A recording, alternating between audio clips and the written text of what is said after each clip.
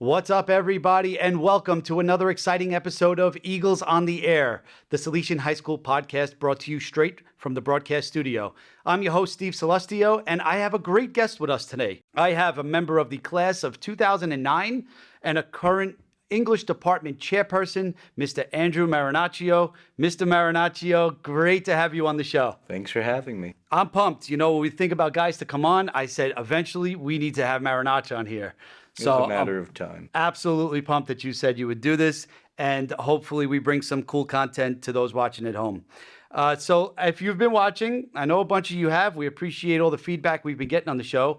I've started off all of our guests with the same question. I'll do the very same with you. What is your Salesian story? How did you come to attend here as a student? I want to hear it all. So without further ado, please. I did the normal thing like a lot of guys who had attended Catholic schools in the Bronx. I went to St. Lucy's.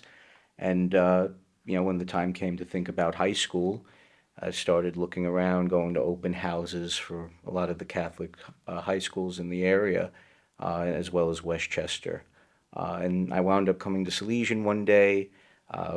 As much as open houses changed, having been here and running them a bit, we wound up in the chapel like we always did. And, Father Pat talked about his life, growing up in the Bronx too.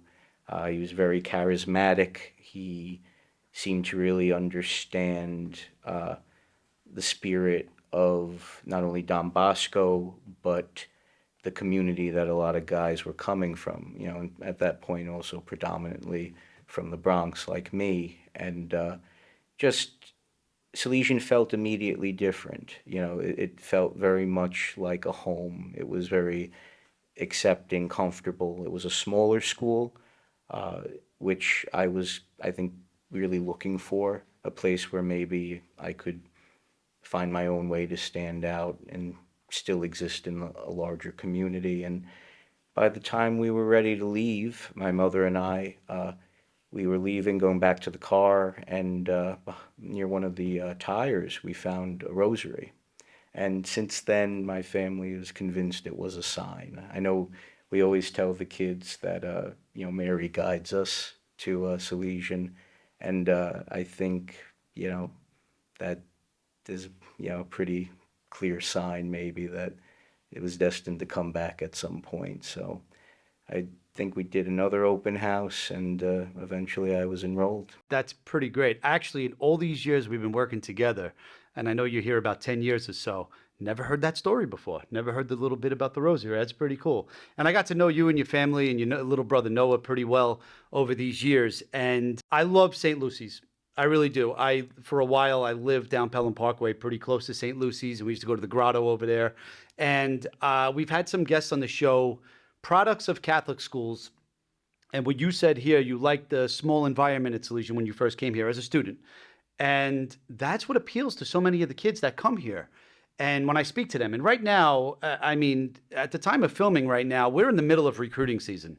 I go to all the 8th graders, 7th graders even, I speak to them, and I talk about what's unique about Salesian High School, okay? And the one thing I mention over and over and over again, because I think the kids like it, is how much of an extension of their elementary school, especially their Catholic elementary school, that we are.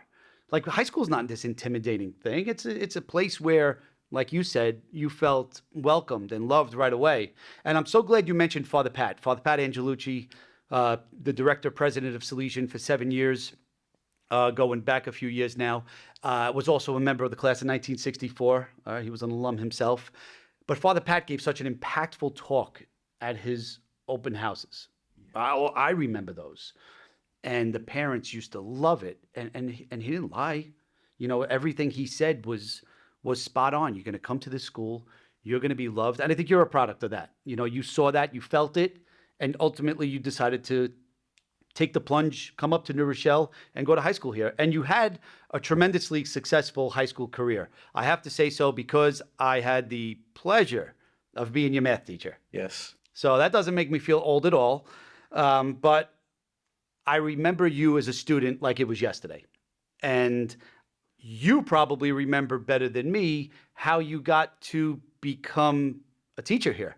So run me through Run me through post-Salesian. Where did you go to college, and how did you end up back here? Well, I will just say your class, pre-calc, it was the least intimidated I've been in math class. Usually math was not my strong suit. I, So, I, I love it. that was helpful, got me to the finish line, I'd say. It's math Yeah, is the universal language. I try to tell all my students that. yeah. Well, it took me a while to learn it for sure. So, but thank you for that. By the time I was done with high school, I definitely found a love for English. I thought maybe one day I would teach, whether it was at Salesian or elsewhere. I just thought that that was maybe something I would do later. Uh, at Salesian, I really worked a lot with John Small, who was, I believe, the English department chair while I was there. He was a longtime Salesian teacher, I think since the 90s. And he ran his classrooms, whether it was, British literature or any of the AP advanced courses, like a college class. It was a taste of college, and I knew for a fact by the way he addressed us as these young men on the verge of something kind of new, higher education, I wanted more of that. And I specifically wanted an English education in that way. He also moderated the Salesian Spectator, and by the time I was a senior, I was its editor. So learning how to write in a professional context beyond just essays and anything that was going to get graded in a given quarter made me think about writing as a practical path to the future. So I wound up going to SUNY Purchase College, and I studied journalism there with a minor in sociology. I learned the fundamentals of news reporting, and along the way, since I was lucky enough to graduate with enough credits where I could really customize my college schedule, I continued to take English electives in addition to sociology, and just try to learn as much about the world as possible through literature, through the study of society, and see how that could maybe inform my writing craft and approach. And I did some freelancing while I was doing my studies there, and I did a little freelancing after as well, doing some odd writing jobs as well as some other temp jobs. And, eventually a couple of years out from college, I thought about maybe starting to teach. I actually was at St. Lucy's first. I did half a year of pre-K, which was a big jump by the time I got back to Salesian. But I want to say the summer going into 2015, 2016 academic year, I had reached out to John Flaherty, one of our former principals, and I sent him an email with my resume, and I happened to be in the building picking up my younger brother Noah, who was, I think, taking a scholarship exam or something along those lines, but he was looking at high schools at that point. I ran into John, and he stopped me, and he asked if he had my resume, and I said, I contacted you, I'll send it again, and by August, he had called me back and in for an interview for an English position. It was actually English and history at first, so I was thrown into this interesting hybrid schedule, and eventually I started teaching strictly English, and now I'm the department chair in my second year as chair, and I'm grateful for the path of growth that Salesian had offered me, well beyond being a student. You just gave me a lot to unpack there. I'm trying to write down some notes because I feel like I'm getting an education right now. I try to follow along with all you young guys in your career paths, but my office is downstairs. I try to follow and but you brought up some key names here. Okay, and let's go revisit a couple of them. John Small.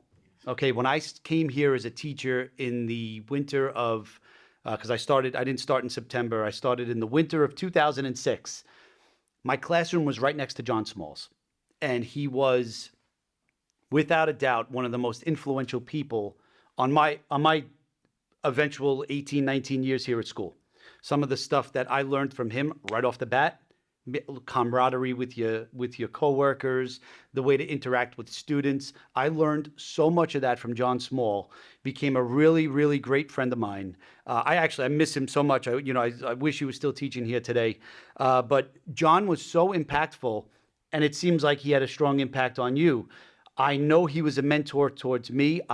It seems like he was that type of person for you too. But Yes. but now I don't want to make you sound old, Mr. Marinaccio, but you've kind of morphed into this role of a mentor as well because we have a fairly young and in one case new English department, right? Because Mr. Moore, seasoned teacher, came to us unfortunately when Santa Maria closed down. We have Ms. Hogan, who's a brand new teacher, fresh to the teaching world. She's doing great. We also have Ms. Pavlidis, who's first of all my next door neighbor. So shout out to Tula, my next door neighbor, and the Pavlidis family. And she had been teaching for 25 years or so, but is brand new to Salesian High School. So what's your role as mentor, as like the top dog in the English department kind of been like? Well, I would say definitely that camaraderie. And when I first came back to Salesian working with John Small now as a colleague, it was, I got to sort of just jump right back in and have this new dynamic with him. He was very much about uh, treating, I think, the kids as, the mature young men that they are. Not just meeting them halfway, but meeting them in a way that they can rise up to a higher level and unlock their greater appreciation for literature and their writing skills, 'cause writing for life, and I think that's something I try to support and hopefully foster in the English department as a chair and finding new ways to better meet the students where they're at, but raise them up. And certainly, I would say, because I'm new to this, I think, chair dynamic, I feel so fortunate to work with the department that we have here at Salesian. Ms. Pavlides, Mr. Moore, and Ms. Hogan, they all have their own unique experiences, and I learn just as much from them. And I try to make them feel open enough to bring their own creative ideas to engage with students to the forefront and find ways to maybe integrate them department wide as need be. So always trying to be receptive, I think, is important. John Small was, I think, as you said, a great social leader. People would come to him in the mornings, Yep, I have their remember that well. coffee. Yep. There would be just, the circle, sharing, learning. He always had advice to give. And, I'm still, and I guess it's a decade in now, but I feel like trying to hear and share and create that same environment of sharing of all of our expertise and ideas is working in that spirit. And I think it's for the benefit of the kids and the teachers. Definitely, it's absolutely a benefit of the students and the teachers, and gives the guys a great experience. We promise them that they're going to come to Salesian High School. The eighth grade kids, when they're looking at high schools, we promise them they're going to come here and have a great experience. I say that to all the kids. Ask anybody whose classroom I've been in the last month. But I'm going to steer this in another direction. I'm going to stay on the same path, but kind of veer off for a second because you mentioned writing. And a lot of parents that I speak to out there, eighth grade parents, prospective parents, are so concerned about the technology that's entering education altogether. They're so relieved when I tell them that we still write. Because, like you said, writing for life, it's still something that we teach, and the kids do, and they do it well. And they show up to college well prepared as writers.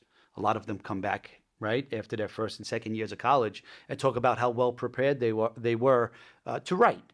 And so many parents are relieved that yes, you get a Chromebook, and yes, your courses are pretty much digital, and your tests may be online, and you submit this on Google Classroom, but writing is still a foundation here at Salesian High School, no matter how much technology is brought in. So I'm glad you brought that up. And now let me ask you on a more personal note. I know you write. You mentioned that you do some freelance work. Where do you freelance? These days, I mostly freelance for a website called Brooklyn Vegan.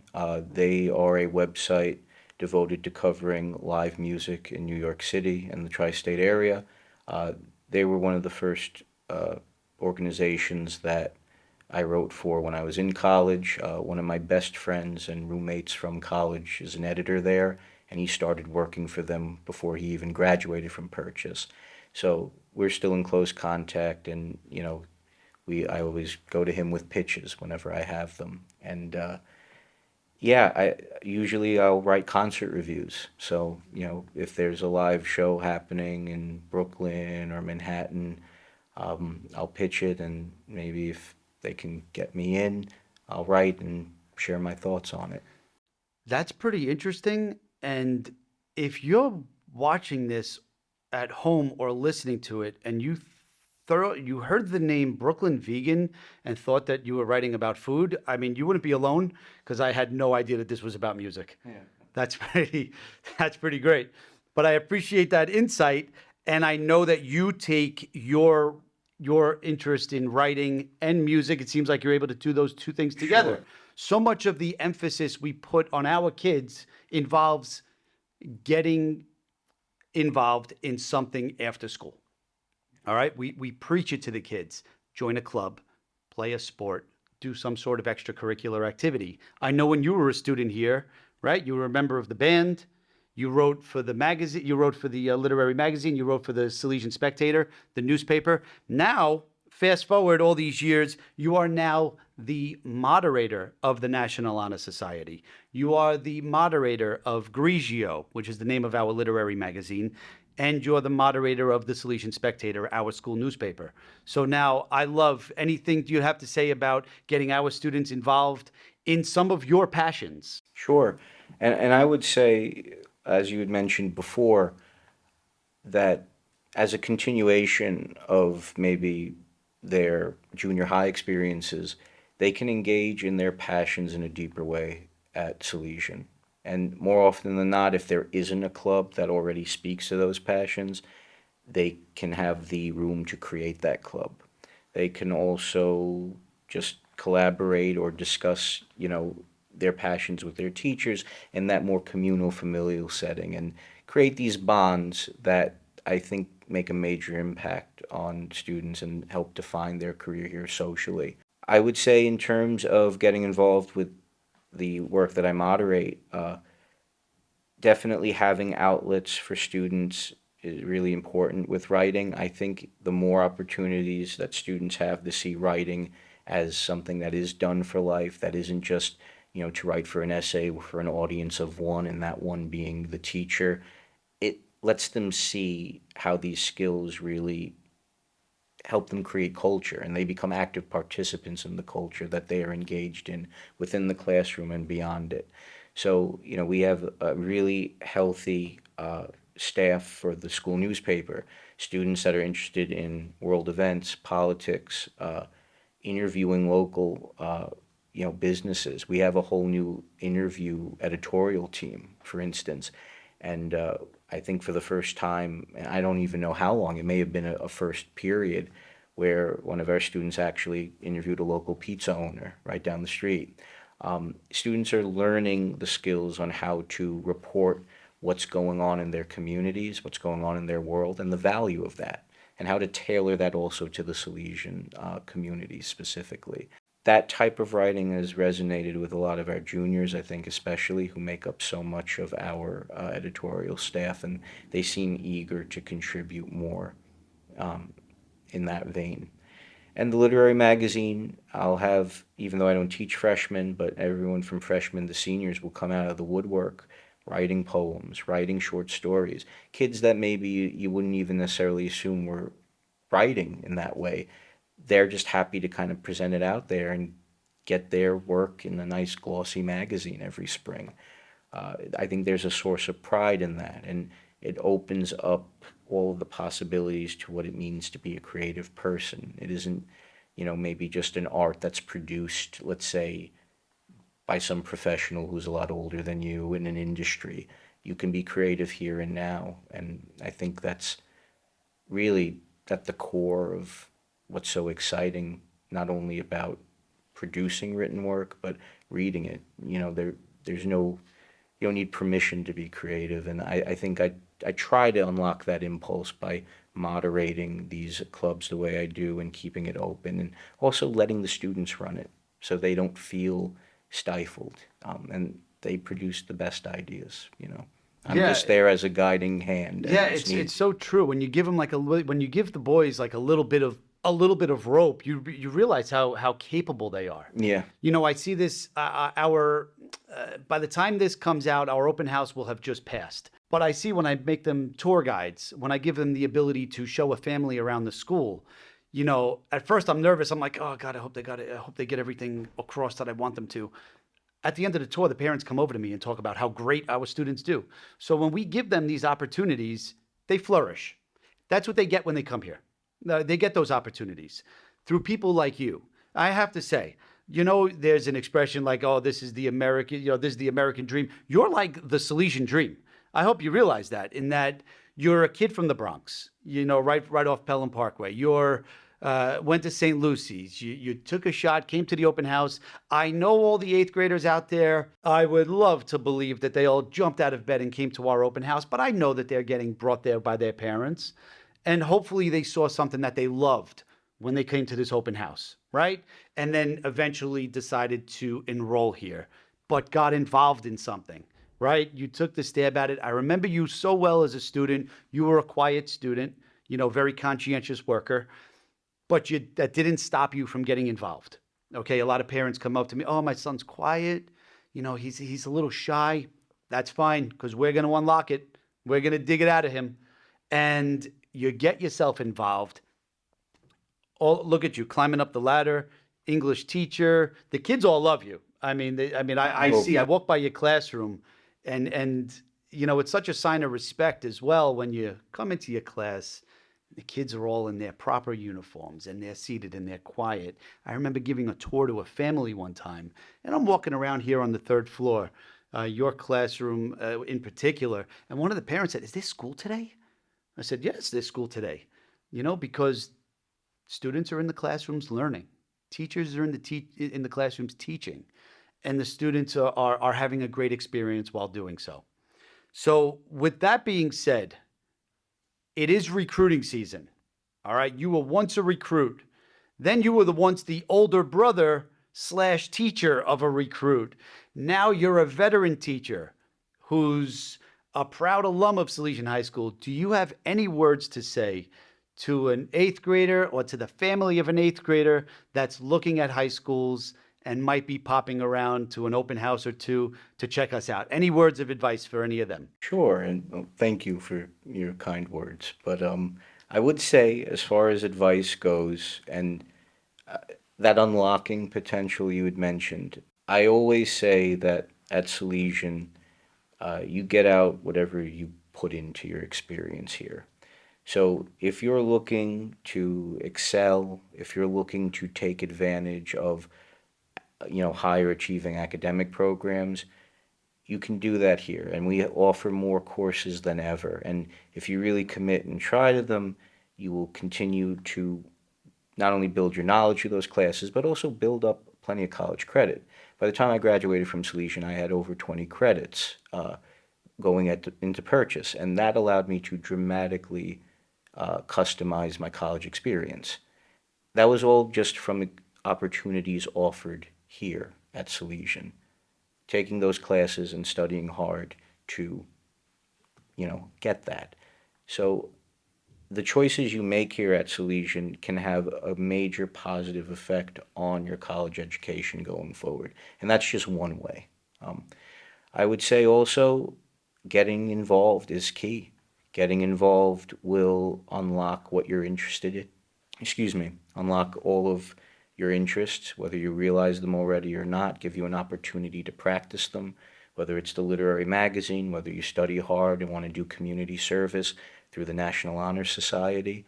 The more you do here, the more clearly you can define your place in our community and your place in whatever future community you join, academic or otherwise. But you get a great foundation if you just put in that effort here and now. So if you think you're looking for a place to really grow in that way, you can definitely find it here at Salesian. I love it. If I had to speak in front of a group of 500 parents, I think I would have said the same thing. You get out what you put in. Mr. Marinaccio, as I call you, you've been an awesome guest. I can't thank you enough for hanging around after school to do this episode with us. I think it's been insightful. I learned a little bit about you today. I thought I knew everything about this guy. I'm still learning. You've been a great guest. I can't thank you enough. And for those and everybody watching at home, I hope you enjoyed episode 7. Until next time, this has been Eagles on the Air.